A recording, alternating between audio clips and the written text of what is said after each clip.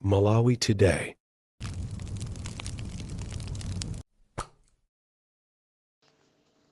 $335 million kwacha.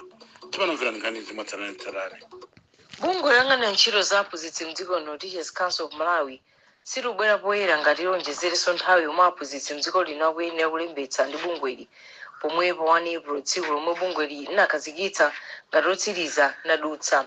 Zadziwika kuti aphunzitsi oposa 20,000 sanalembetsebe mkaundula lawo zomwe zikutanthauza kuti sikoyenera kuti aziphunzitsa msukulu za mdziko lino. Poyankhula ndi zodiaki ofalitsa nkhani za bungweli a Gordon Silimba ati komabe nthambi ndiyokondwa kuti mwaphunzitsi 130,000 omwe bungweli linayerekeza kuti liwayike mkaundula wake aphunzitsi 110,000 omwe alembetsa. Chokero chidadzowera ichaphompho alemba ripoti lomwe akuwerenga Dickson Chivati Gondwe. Mkulu olimbikitsa ndondomeko zamakono mu unduna wa maphunziro Profesa Gordon Silimba wati ntchito yolemba aphunzitsi mkaundula wawo ithandiza kwambiri kupititsa patsogolo ntchito za maphunziro mdziko lino. Iwo akukhulupirira kuti ndondomekoyi ipindulira aphunzitsi komanso ophunzira. Basi kuti ntchito iyi ikwenera kuyipa ikwenera kumapitirira ntchito. Namba 110 yo ndiyo kuti enaso 48,000 apasidwanso pa license. Ndiyo ndipo tinakapeka pa license. Pamwe amene akukhala ndi certificate, amene akukhala ndi license. Kumbali yake mkulu wa bungwe la sukulu zomwe sizaboma la Isama, a Wycliffe Chimwendo, wati bungwe lipitiriza kulimbikitsa aphunzitsi ake kulembetsa ndi bungweli. Katswiri pa nkhani za maphunziro a Wesley Mambakulu watsindika kufunika kuti aphunzitsi mdziko lino alembetse nawo mkaundulayu. De kutengeranso ndi ndondomeko zimene bungwe limene linakhazikitsa mwina aphunzitsi koza kulembetsa ndondomeko zimene zikudzera pa intaneti komanso ndondomeko yofunikira mafomu ndi kupereka nthawi kwa aphunzitsi amene sanapange zimenezi. Kuyambira Januwale chaka chino akuluakulu a bungwe la aphunzitsiwa akhala kuwalimbikitsa aphunzitsi kuti alembetse mkaundulayu ngakhale akhala kusinthasintha nthawi yomalizira ntchitoyi. Dickson Chivati Gondwe kuwerenga ripoti lomwe alemba Elijah Phompho.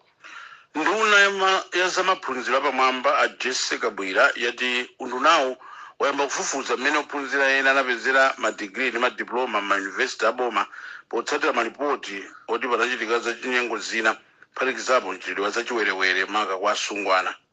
Akabwira ati mchitidwewu wafalikira kwambiri mayunivesiti aboma ngakhalenso omwe saboma zimene zikuchititsa kuti oyenera kupambana aziponderezedwa. Polankhula dzulo atayendera mayunivesiti omwe saboma a Hebron ndi Jubilee ku Lilongwe, Akabwira anati unduna wawo wakhazikitsa ndondomeko mmene aphunzitsi a mayunivesiti azisayinira kuti asadzachita mchitidwe okakamiza kugona ndi ophunzira akazi kuti adziwakondera komanso kuwakhozitsa mayeso. Ngani yoti ngati mwana osanalembe bwino assignment zibuzo kuti zipulumutse wekha. Ayi amandifuna ndi azipulumutse kuti wataniye. Ndeti anenera ati panoti mphunzitsi aliyese wopezeka. Ndipo samatha panjira kuti amafuna ndiyeyo kulibe uyu ndi mwana wa school. Sunganene kuti nampatsa mpeni fachoti amaufuna. Sex kapena kugonana sinkhani yoti dzipezeka m'maskulu. Ndipo nkhani chatanati kufufuza za fake grades. Anthu ena amene athamange pa unduna uno ndi amene amapezeka pa fake pa ujeni pa sex for grades. Tapeza tikati kusaka taika njira za whistleblowers kuti aja amaulula aja akhale kuti ali safe. Fachina chimavuta panjoti ukangonena yako yatha ndakaona awiri atatu ntchito itatha zisiyika zimene zizi mosemo momuboma liyesetsa tipeze even makamera muzikhala mosemo akamayankhula munthu ndi mwana wa school azikhala atavala chani microphone akamanena zachibwana akatika kumana kukoti anawo andi ana amalawi they deserve kuphunzitsidwa maulemu asamazunzike pali anoti akumabwera ku ministry kuja kuona kuti uyu anachitosiya skulu kalekale chifukwa chakuopsezedwa gwiriridwa ena mpakana kumapezeka kuti kutenga matenda ana kubadwa oti sakusamalidwa ndi munthu iye ntchito yake ikuyenda masanja amene wasachitika pa unduna iyi tikati kufufuza. Nduna zamaphunziro apamwamba Jessica Bwira, mkulu wa Jubilee University tuta Aida Mbendera anayankhula motera Akabwira atayendera university yawo. Tikuyenera kuchita introduce ma programs ena in line ndi the National Policy 2063. Tikuyenera so tichita introduce postgraduate masters ndi ma PhD amene tilibe timafuna kuti khazikike tikakhazikika ndiye tiyambe nokuyang'ana zazikulu-zikuluzo tikufunanso kuchita kukhazikitsa research capacity yathu kuti ma-student ndi ma-staff athu azitha kupanga zimenezi. mkulu wa Jubilee University Dr. Aida Mbendera. apolisi mboma apalombe amanga abambo anayi kamba kuganiza kuti apezeka ndi ngaka ya moyo. mnini wa polisi mboma la Jimmy Kapanja wauza zodayikira kuti anthuwa awamanga madzulo pa sitolo zapamisewu 4 pomwe amatsatsa malonda angakayo pa mtengo wa 7 million kwacha. Akapanja ati abambowa akaoneka m'bwalo la milandu komwe akayankhe mlandu wopezeka ndi nyama yoletsedwa. Akapanja fotokoza. Ifa polisi ya Palombe tukusunga abambo anayi omwe apezeka ndi ngaka ya moyo. Pa 3 April 2025 nthawi ya 5 koloko madzulo maofficers a CID analandira information yoti pali abambo ena anayi omwe akugulitsa ngaka pa mtengo wa 7 million. Maofficers anathamangira kumaloko ndipo anakapanga ambush malo amene amuna anayiwo amagona. Kenako amuna anayiwo anamangidwa. Patakali pano anayi amenewa omwe ndi oganizidwa milandu ali mchitoko cha polisi ndipo posachedwapo akayankha mlandu opezeka ndi nyama yakutchire opanda chilolezo. Jimmy Kapanja mnini wa polisi mboma Palombe. Kunsanje apolisi amanga mayi wa zaka 27 Amalita Phineas pomuganizira kuti wapezeka ndi mipukutu ya chamba 20 ndi china cholemera makilogalamu 23 mkaphukusi. Mneneri wa polisi mboma ali Sub Inspector Agnes Sarafuma apolisi amanga mayiyo anthu ena atawatsina khutu kuti amagulitsa chamba. Mayiyo ndi wam'mudzi wa Chazuka mdera la mfumu yayikulu Tengani mbomalo. Afriguta wadzandiripotiri. Mayiyu Amalita Phineas wa zaka 27 akuti ampeza ndi chamba dzulo masana. Mneneri wa polisi Kunsanje Sub Inspector Agnes Sarafuma wati apolisi amanga mayiyu anthu ena atawatsina khutu kuti amagulitsa chamba. Sub Inspector Sarafuma wati apolisi ku nthambi yofufuza milandu amanga mayiyu ndipo amulanda mipukutu 20 ya chamba ndi china cholemera makilogalamu 23. Malinga ndi Sub Inspector Agnes Sarafuma chambacho achitumiza kumalo za kafukufuku a Vumbwe kuti akachipime. Amalita Phineas amachokera m'mudzi wa Chazuka ndi afumala ku Tengani mboma la Nsanje. Malo Zodiac Kunsanje ndine Alfred Gruta. Bungwe la Malawi Network of Elderly Persons Organizations Manepo layamikira ganizo la nthambi ya bungwe la United Nations opanga gulu la mayiko osiyanasiyana lomwe liwunikire ndi kupanga lamulo loteteza anthu achikulire ndi okalamba. Kata bungwe la Manepo yomwe taona yati ganizoli lusonyeza nkhondo yabwino yomwe achitika poonetsa kuti anthu onse posatengera msinkhu akutetezedwa ndi lamulo lokhazikikali. Western Guta andipotiri. Pa 3 April nthambi yoona za ufulu ya bungwe la United Nations inagwirizana zopanga gulu la mayiko osiyanasiyana lomwe liwunike ndi kupanga malamulo otetezera anthu okalamba pa dziko lonse. Mkulu wa bungwe la Manepa Aduka Vala wati mayiko akhala akutsatira ndondomeko zosiyana zokhudza kuteteza komanso ufulu okalamba. Akavala ati izi zithandiza kufotokozera bwino komanso kupereka chitsogozo ku mayiko pamomwe angachitire polimbikitsa ndi kuteteza ufulu wa anthu okalamba. Iwo ati izi zikuyimira nkhondo ya zaka zambiri yomwe magulu osiyanasiyana akhala akumenya yoteteza achikulirewa omwe akhala akuchitidwa nkhanza zosiyanasiyana powaganizira kuti ndi afiti. Zoonadi achikulire pa dziko lonse lapansi akukumana ndi mavuto osiyanasiyana ndipo pakusoweka ndithu kuti pakhale malamulo okhwima amene athandizire ntchito yoteteza maufulu a anthu achikulire. Mwachitsanzo anthu okalamba 75 anaphedwa mdziko lino mzaka za 2022 ndi 2023 pomwe bungwe la Human Rights Watch linati 18 anaphedwa komanso 123 anachitidwa nkhanza mchaka cha 2024. Ndino Western Guta kumangochi. Mumvera nkhani pano pa Zodiac ndipo masanano muli ndine Madalitso Phiri komanso mzangayu Sibongerezi Yambo. Sanapitirire tonenso mitu yake. Aphunzitsi oposa 20,000 sanalembetsebe kukaundula wa bungwe loyang'anira ntchito za aphunzitsi mdziko lino pomwe tsiku lolembetsa linadutsa. Apolisi ku Palombe amanga abambo anayi kuwaganizira kuti apezeka ndi ngaka ya moyo. Mulipoti athapa da sabata ino tikubwereza la Winston Kayimira lomwe wapeza kuti dziko la Malawi lutaya mwawi waukulu pa nkhani yotumiza zokolola kunja kuti ipeze chuma. Ndipo mzamasewero timu ya Silver Strikers ndi kampani yochita maere ya Betway Malawi asaina pangano la zaka zitatu na ndalama zokwana 335 million kwacha. Tsopano ndi nthawi ya ripoti yathu ya sabata ino.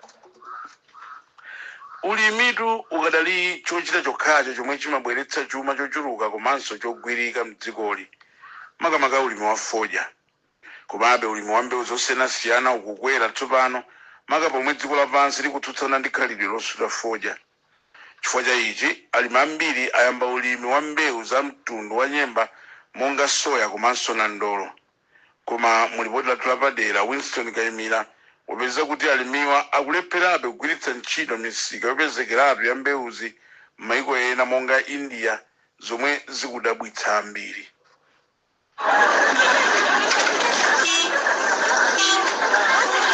Kuchokera pomwe dziko lino linalandira ufulu wodzilamulira, chuma chake chakhala chikudalira ntchito ya ulimi makamaka popeza ndalama zakunja. Mzaka zino zamakono momwenso chidwi cha dziko lino chikulunjikira ku ntchito zina monga za migodi komanso zokopa alendo pofuna kutukula ntchito za chuma. Mbewu ya fodya, tea, sugar, thonje, mtedza ndi coffee zakhalatu zikuthandiza dziko lino popeza ndalama za m'mayiko akunja. Mbewu ya fodya yakhala ili mbewu yodalirika pa zonsezi.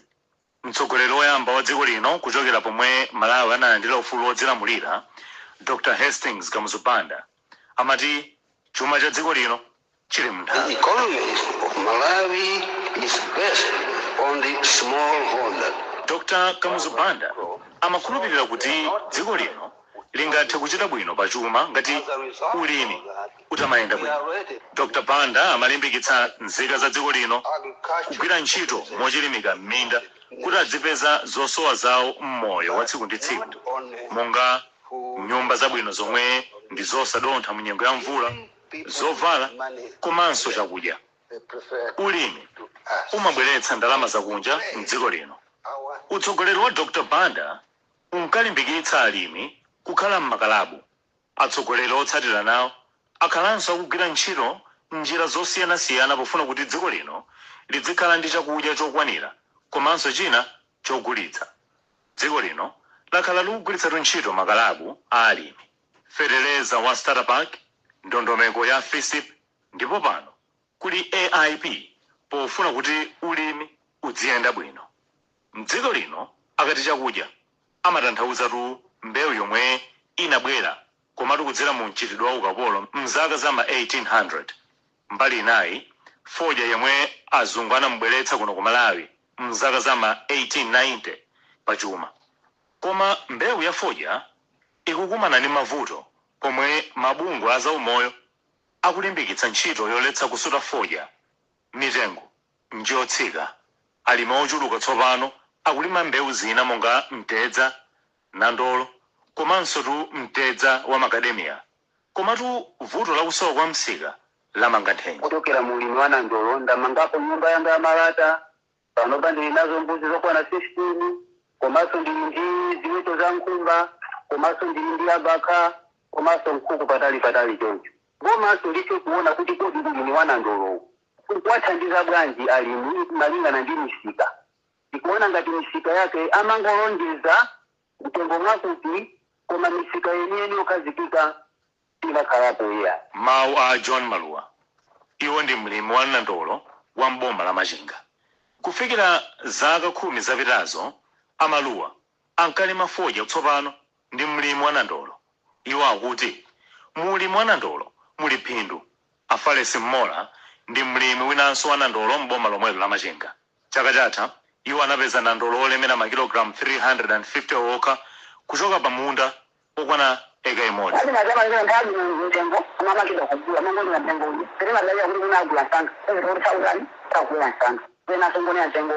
Mtengo otsika wa nandolo mu ulimi wa chaka chatha unali 700 kwacha pa kilogramu.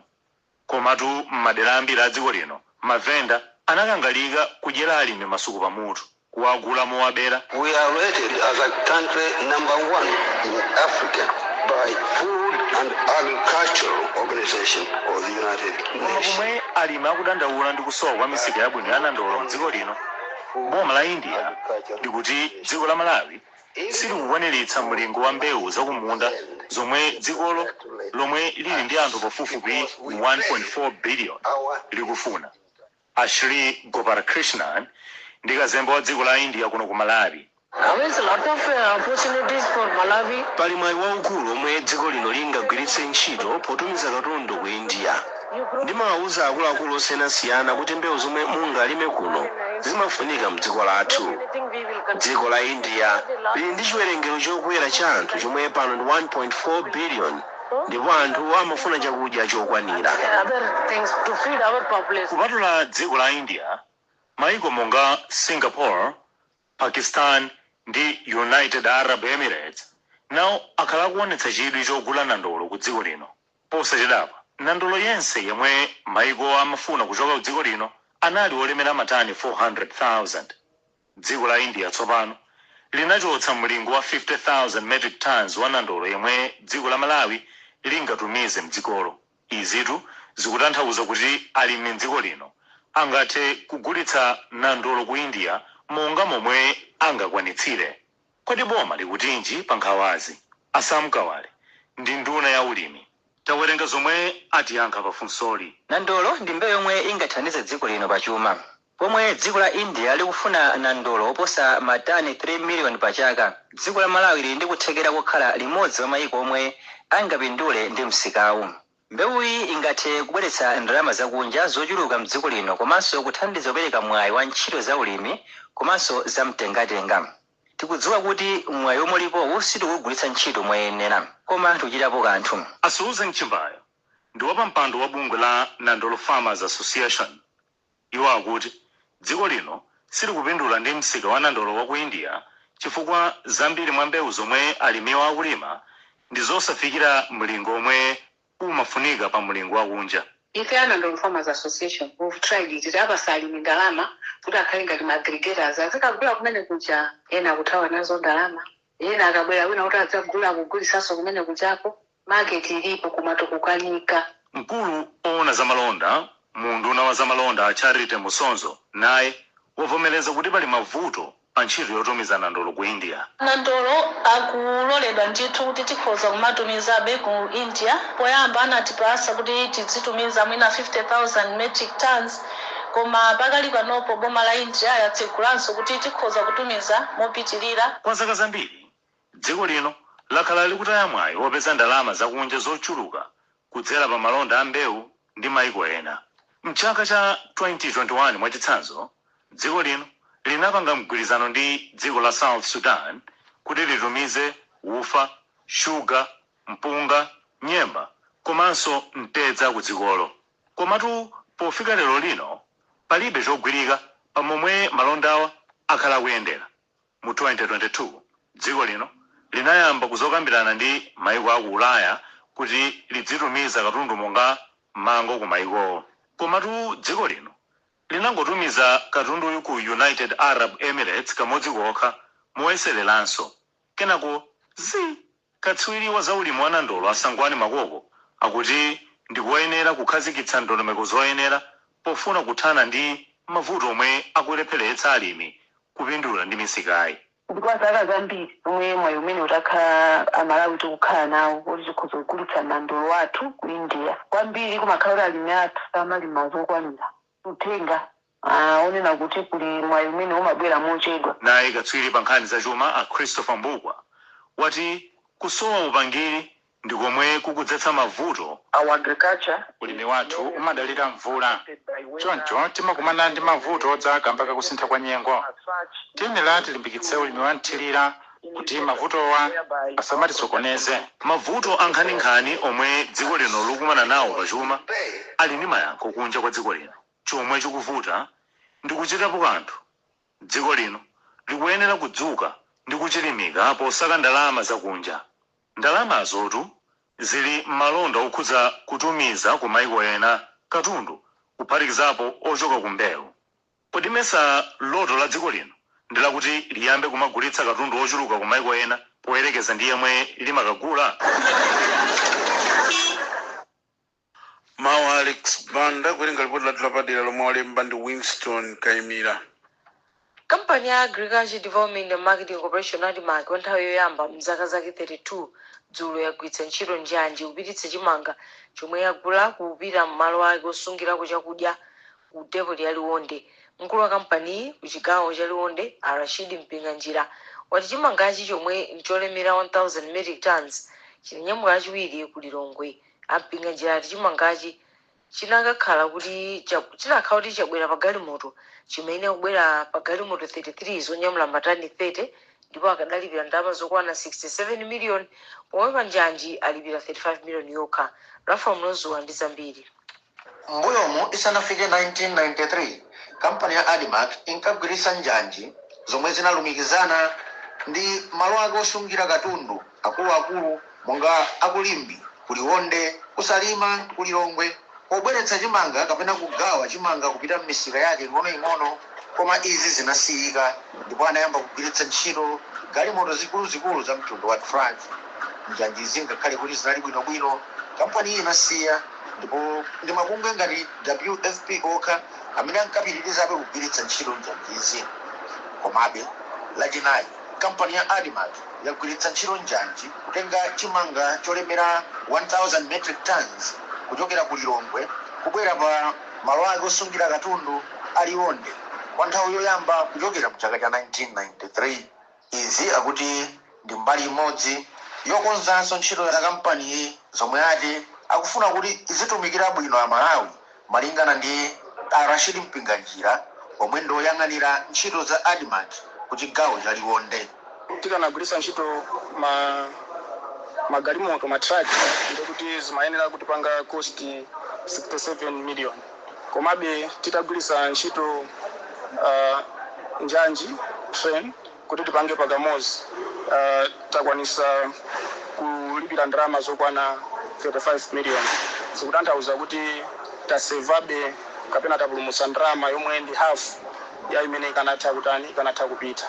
Mwina kuwerengera mmasamo bwinobwino ndi tikupeza 33 million yomwe tayipulumutsa yokuti igwiranso ntchito zina.